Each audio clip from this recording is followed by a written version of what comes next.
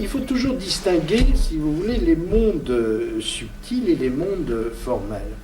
Disons que la dimension extraterrestre, tout le monde en parle, il y a effectivement des apparitions, apparitions qui peuvent soit venir d'autres planètes, d'autres espaces, soit de champs-lumière, mais qui restent très apparentes et qui touchent nos cinq sens. Ces extraterrestres sont dans le champ atmosphérique de la Terre. Et ils peuvent être en relation avec ce qu'on pourrait appeler des forces infraterrestres qui se trouvent sous la surface de la Terre. Pour ça, il faut revoir les traditions où les divers systèmes hiérarchiques se répartissent le dessous de la Terre, la surface ou le ciel. Mais la dimension supraterrestre, c'est une dimension qui est au-delà du champ terrestre. C'est une dimension qui va gérer des champs beaucoup plus étendus que simplement le champ terrestre. Ce sont des circuits qui gèrent l'univers dans sa totalité et qui peuvent être raccordés à ce qu'est la présence intraterrestre à l'intérieur des planètes, à l'intérieur des étoiles. Donc, si vous voulez, on peut faire correspondre le circuit extraterrestre avec les infraterrestres et les circuits supraterrestres avec les intraterrestres.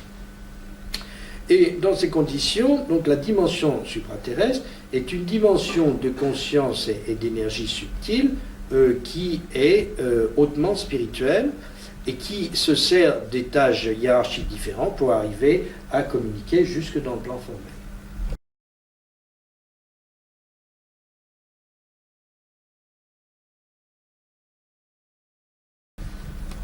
À partir du moment où vous avez, par exemple, un ovni qui a atterri dans le jardin d'un quidam quelconque, si vous voulez, et les occupants viennent dire quelques mots.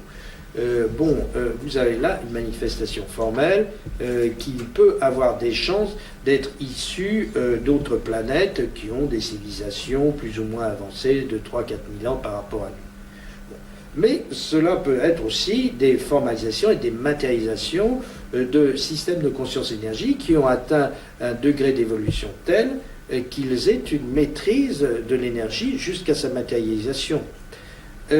Pour ce qui nous concerne, nous avons effectivement vu des apparitions lumineuses qui se sont réalisées très proches de notre circuit et très extraordinaires, avec des pulsations et des choses comme ça, et dans des conditions très précises, avec des rendez-vous et l'avertissement télépathique que ces circuits arriveraient à telle heure, venant de telle direction, et ils ont été vus par des centaines de personnes qui étaient assemblées.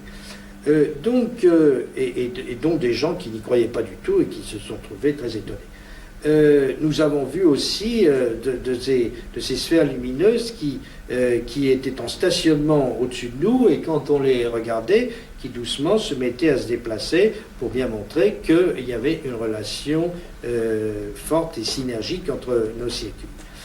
On en a vu qui se promenaient à la même vitesse que nous au pas, et je parle personnellement puisque ça m'est arrivé, et qui marchaient, qui avançaient au-dessus de ma tête et qui suivaient tous ces circuits. Bon, je pense que ces manifestations lumineuses sont liées à un degré de matérialisation important pour des dimensions qui sont hautement spirituelles et qui restent dans l'invisible. Et s'il y a des manifestations lumineuses qui se font, c'est pour toucher des êtres qui sont dans ce plan et qui ont une capacité à réagir à ce type de suscitation suffisamment sans qu'il y ait besoin de faire davantage. C'est-à-dire une matérialisation, un atterrissage et venir taper sur l'épaule de la personne. Bon, à partir du moment où il y a cette sensibilisation, tout le processus se met en route. Il est certain que je pense que les dimensions qui interviennent le plus positivement sur l'humanité à l'heure actuelle, ce sont des dimensions qui sont d'ordre supérieur et qui n'agissent pas dans le plan trop formel. Ils agissent dans un plan spirituel et subtil. Néanmoins, il peut y avoir des interventions intéressantes de dimensions qui sont plus formelles parce qu'elles peuvent permettre de donner des documents qui vont convaincre certaines personnes qui ont besoin de ces preuves formelles et déterminantes. Donc de ces documents, nous en avons beaucoup aussi. Et il est intéressant de comprendre aussi comment peuvent fonctionner ces appareils, etc. Tout ça est intéressant. Mais en ce qui concerne l'évolution interne de l'individu, le processus reste toujours le même. S'il est extériorisé dans un monde formel, son programme est de rechercher avant tout comment il va pouvoir passer de ces mondes extérieurs à des mondes plus intérieurs et plus spirituels. Et ceci est valable pour un terrien comme pour un habitant d'une autre planète. Le problème reste le même. Tous les systèmes extériorisés doivent réfléchir à la manière dont ils peuvent passer d'une dimension trop formelle à une dimension plus subtile.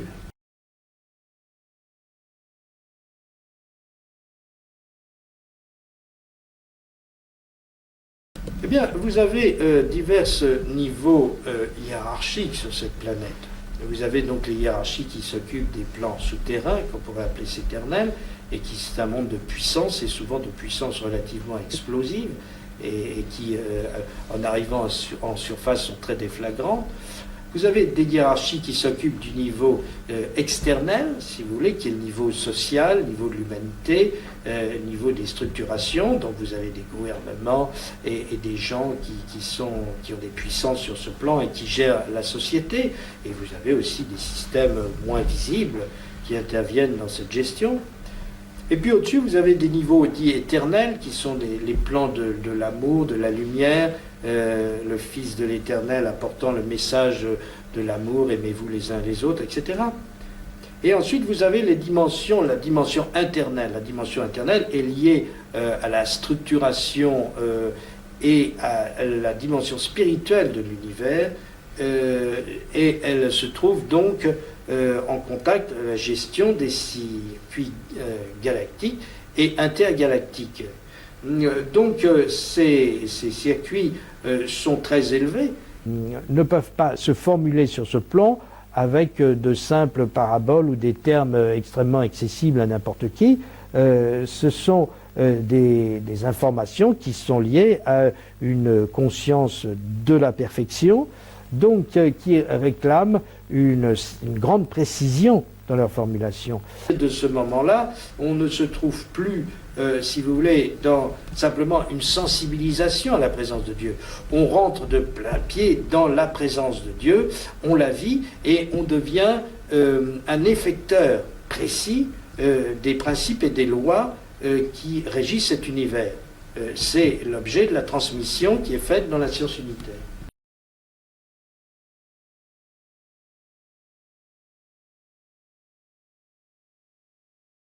Disons que cette planète a eu des contacts à travers le temps avec des civilisations qui venaient d'ailleurs ou des hiérarchies qui ont surveillé l'évolution de cette planète. Les premiers contacts se sont faits sur la Terre de Mu, dans le Pacifique. Là, d'ailleurs, où nous avons reçu toutes ces informations, parce que nous sommes allés consciemment, étant donné que c'était une zone énergétique très particulière. Il y a quelques îles qui existent dans le Pacifique où nous pouvons établir des contacts tout à fait exceptionnels. Et effectivement, là, nous avons reçu des informations extrêmement précises. Mais cette terre de Mu s'est engloutie. Et ce qui est resté comme suite de contacts avec cette terre de Mu, c'était la civilisation sumérienne. Et il y a des traces sur certaines pièces sumériennes, sur certaines sculptures qui ont été retrouvées. Il y a effectivement des traces de systèmes qui étaient prévus pour avoir le contact avec des dimensions supraterrestres et des sortes de vaisseaux, etc. Il y a toute une description pour ceux qui étudient la langue sumérienne de cette époque. Il y a des traces tout à fait très curieuses qui montrent bien qu'il y a eu des contacts avec d'autres civilisations à cette époque. D'ailleurs, cette civilisation sumérienne a donné toutes les grandes religions, puisque Abraham était un transfuge de Sumer, et c'est lui qui a donc fondé la religion juive, dont les bases, les 7 jours, la création du monde en 7 jours, etc., en fait, sont issus de la tradition sumérienne. Après, se sont diffractées toutes les sectes successives, juives, chrétiennes, etc., qui en fait sont issues d'une transmission originelle qui provient de Sumer. Cette civilisation sumérienne a existé et s'est arrêtée quand l'humanité a commencé à descendre dans une situation beaucoup plus matérialiste. Elle a cessé d'exister dans le plan formel, mais elle a continué dans un plan énergétique sur un autre niveau vibratoire et en alliance avec d'autres configurations qui existent dans l'univers. Et cette ligne de travail est un excellent relais pour pouvoir entrer en contact avec des dimensions supérieures.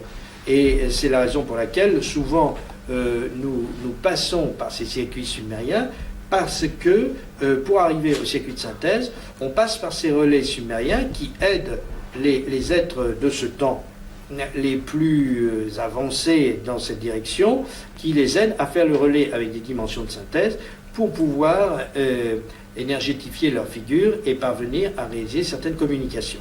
Évidemment, cette civilisation sumérienne se retrouve dans 7000 ans dans le futur, n'est-ce pas? Elle réapparaît quand le plan formel sera élevé sur un autre niveau.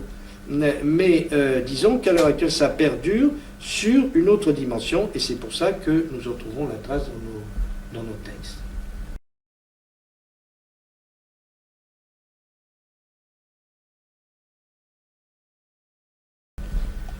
Eh bien, si vous voulez, chaque science a son langage. Effectivement, ce langage n'est pas très simple au premier abord, mais si vous étudiez la géométrie en système de courbes de Lobachevsky ou la théorie des ensembles, ou si vous étudiez la manière dont se fait la programmation d'une fusée sur 4 ou 5 gros computers, vous aurez certainement des difficultés à en comprendre le sens au premier abord. Donc, si vous voulez, l'expérience prouve que bien qu'au premier abord, ces informations qui sont formulées sous un langage assez compliqué à comprendre au premier moment, en fait, l'expérience prouve que des personnes, au bout de quelques temps et ayant fait un petit effort de concentration, ils parviennent très facilement et au contraire trouvent que cela est fort intéressant. Pourquoi être passé par cette forme de langage? Eh bien parce que si l'on veut parler de choses précises, évidemment il ne faut pas employer des mots valises qui sont dans lesquels on peut mettre n'importe quoi sans arriver à préciser les notions.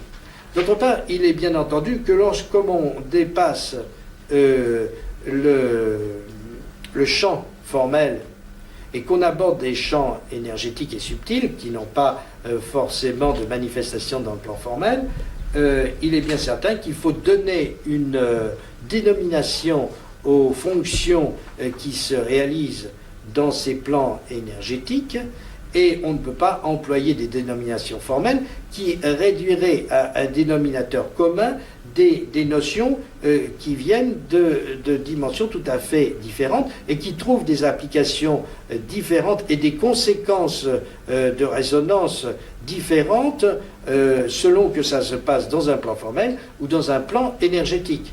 Donc il est absolument indispensable de faire une différence, et par là même, il faut souvent donner des termes différents pour bien montrer que les situations sont complètement différentes, non pas formelles mais subtiles.